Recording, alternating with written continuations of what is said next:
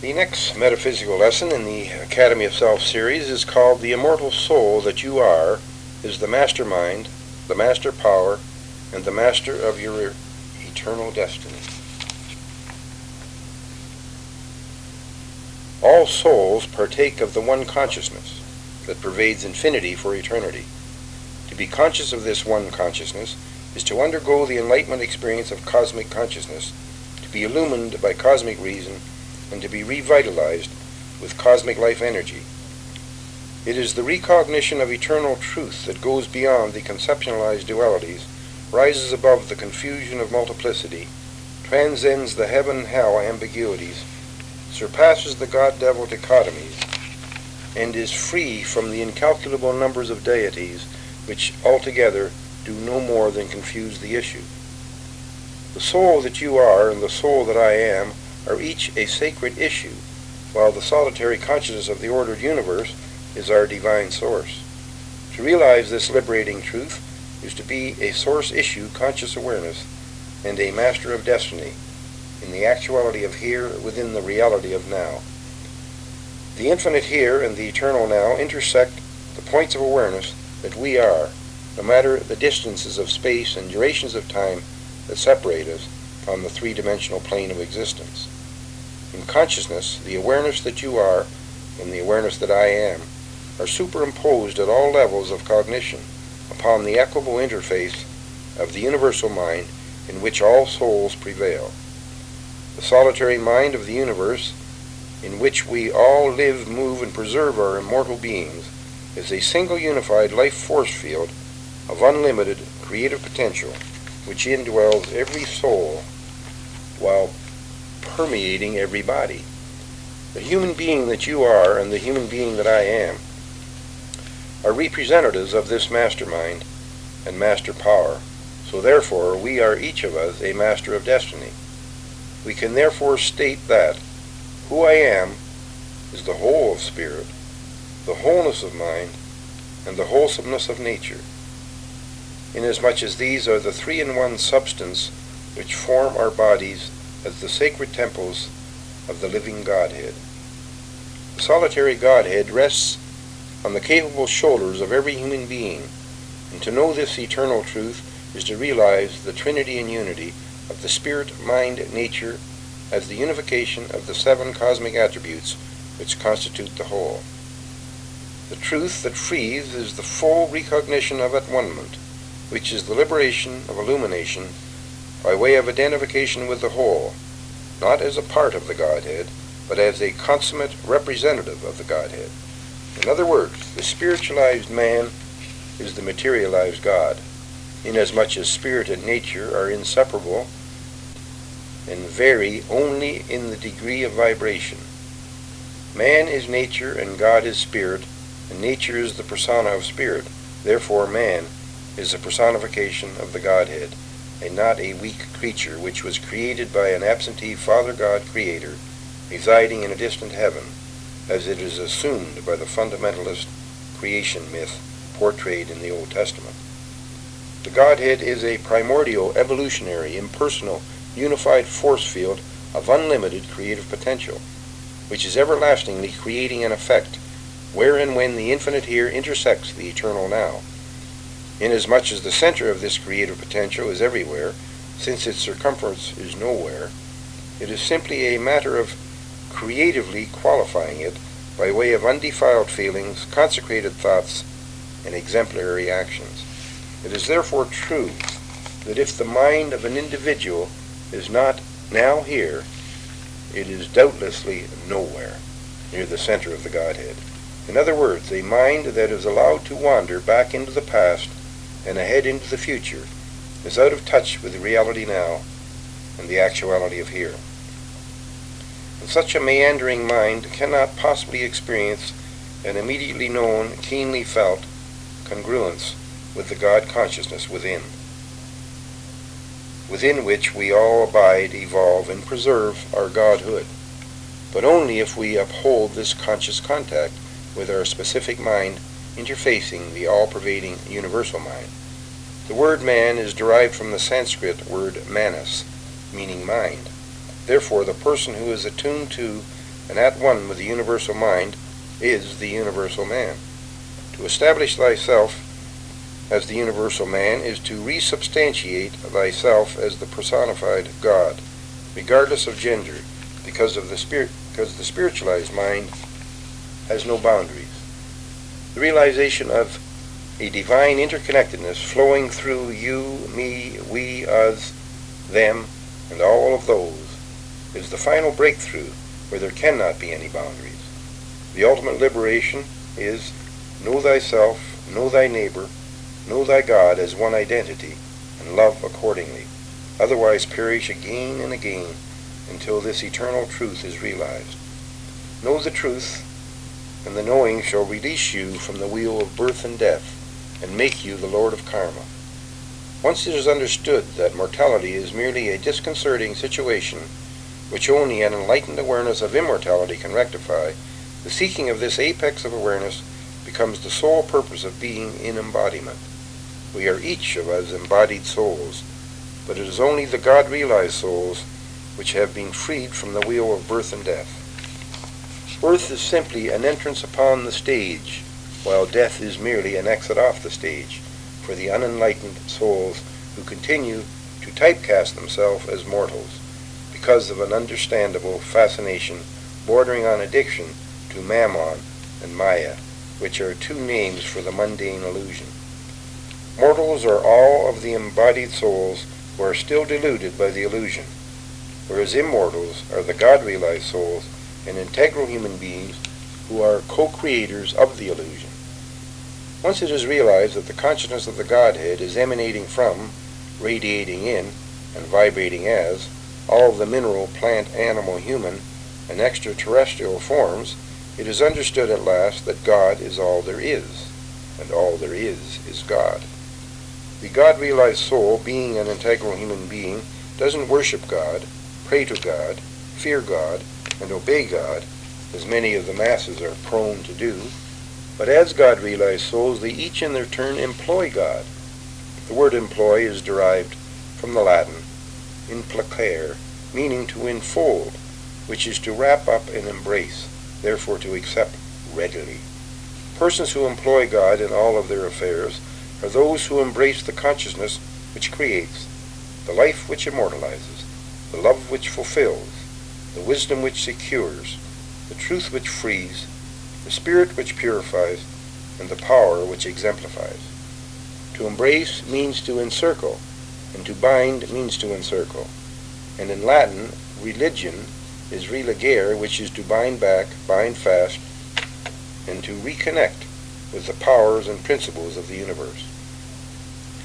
There could hardly be an act more religious than to reconnect with the 7 cosmic attributes just mentioned. A person becomes religious when pure love is penetrated by perfect truth, whereby incorruptible wisdom is conceived. Wisdom is the logos, which is the cosmic reason that gives order, purpose, and intelligibility to the cosmos. Love is nature, which is the cosmic life energy. Wisdom is mind, which is cosmic reason, while truth is spirit, which is cosmic consciousness. And this energy, reason, consciousness is the substance of all form. Energy, reason, consciousness is an energetic, holistic, dynamic triune as the consummation form. Every physical challenge has a metaphysical solution, inasmuch as metaphysics is a greater awareness of the higher realities. Metaphysics is a veritable knowledge gained by way of meditation and not through study. It is verified through the love that fulfills, the wisdom that secures, and the truth that frees, and not through academic endeavor, such as the study of theology, theosophy, and philosophy. In other words, metaphysics is a practice, not an intellectual exercise, and is therefore an experimental experience by way of practicing the principles of the universe, which activates the latent powers within the practitioner.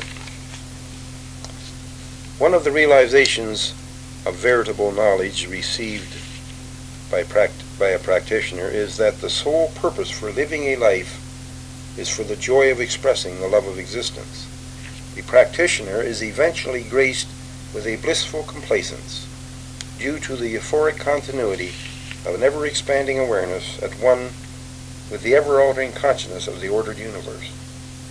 A carefree attitude fills the mind with a peace that is beyond the comprehension of the non-practitioner. Inasmuch as carefree is not having to chance a choice in the midst of change, and since all there is change, freedom of choice chance. This blissful complacence places the minds of practitioners transcendental to the mundane law of cause and effect, and allows them to practice the principle of create and affecting into providence, which functions where and when the infinite here intersects the eternal now. This makes the practitioner a pilgrim for a time and space, who is no longer a prisoner of space in bondage to time, like the non-practitioner who is bound by the materialistic view of reality. The spiritualized minds of the practitioners are without boundaries, and therefore a spiritualized humanity would be without borders. Practitioners of metaphysics know that the material reality is but a tiny fraction of the ultimate reality of the source consciousness, from out of which all of the material phenomena must issue.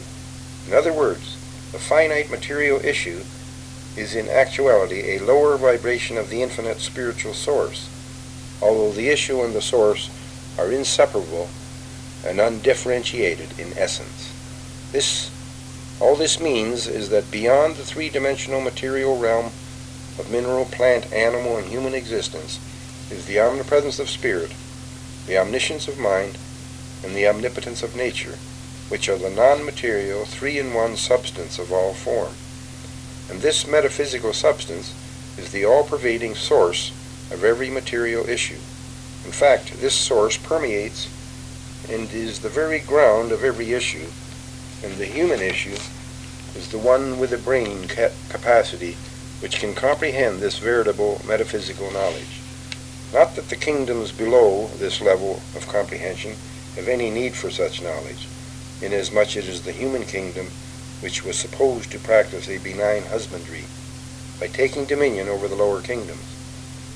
Instead of maintaining an already established harmony on earth, the subhuman activity of these large-brain predators has all but destroyed the environment because of imposing a malevolent dominance upon lesser intelligences.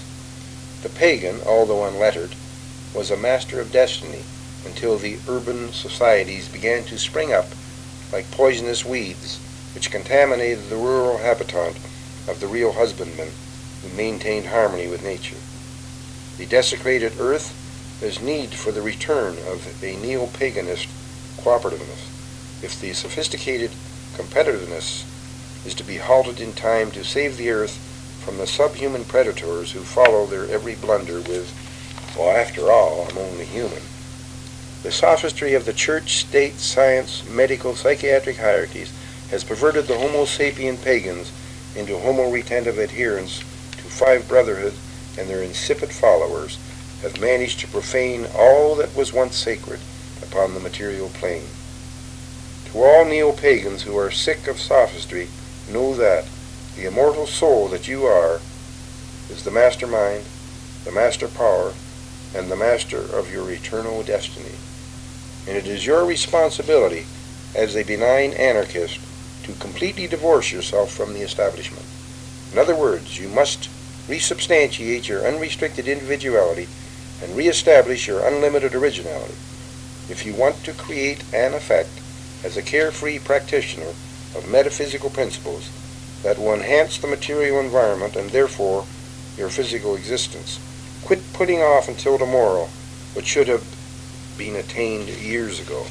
In other words, take dominion over your own lives as autonomous human beings and practice a benign husbandry upon the earth and its offspring. We sincere lovers of the whole earth must, in a non-belligerent manner, flush out the fakes by revealing their counterfeit personalities as being no more than narrow, anxious, moralistic sycophants who have nothing but sentimental excuses for their extreme perversity and blind obedience to dogma. The world is now a global village whose borders are becoming less pronounced as the minds of the sincere become more spiritualized. A spiritualized mind is simply an open mind, which because of an improvement of attitude and a refinement of feelings, has nothing on it but peace. A person with such a mind practices, but doesn't preach, peace on earth and goodwill to all mankind, while trusting that they shall develop a human kindness towards all of life. The problem, however, lies within the reactive conditioned minds of the displaced ethnic groups which roam the world. The quasi-cultural attitudes, the pseudo-traditional pose, and the macho partisan behavior of these displaced ethnic groups, like ridiculous, misguided fighting cocks in an arena of despair, are all vying for attention. But as the global village gets smaller and smaller, these absurd chauvinists are becoming more and more obvious to the egalitarian, whole earth advocates who are free from false cultures, inane traditions, and foolish loyalties. These displaced ethnic groups are desperately clinging to the dead past, along with a chronic fear of an indifferent future, because their instinct is numb, their intuition is deaf, and their integrity is blind. They are a sorry, unlovely lot which must be loved unconditionally, regardless of their nationality, ideology, and sectarian affiliations. It is because of their deceived, impeded, misbegotten sentiments that they fail to establish their true individuality that substantiate their real originality. They are the puppet masses who from all walks of life travel the world over looking for that elusive rainbow, rather than stop where they are, look within to their divine tutor, and listen to their infallible instinct, intuition, integrity, so they can live in the here now as integral persons who are independent of all counterfeit personalities. Neo-pagans, however, are lovers of the whole earth, and they can forevermore express their undefiled feelings, their consecrated thoughts, and their exemplary actions as benign practitioners of universal principles, rather than blind obedience to worldly sophistry. So be it.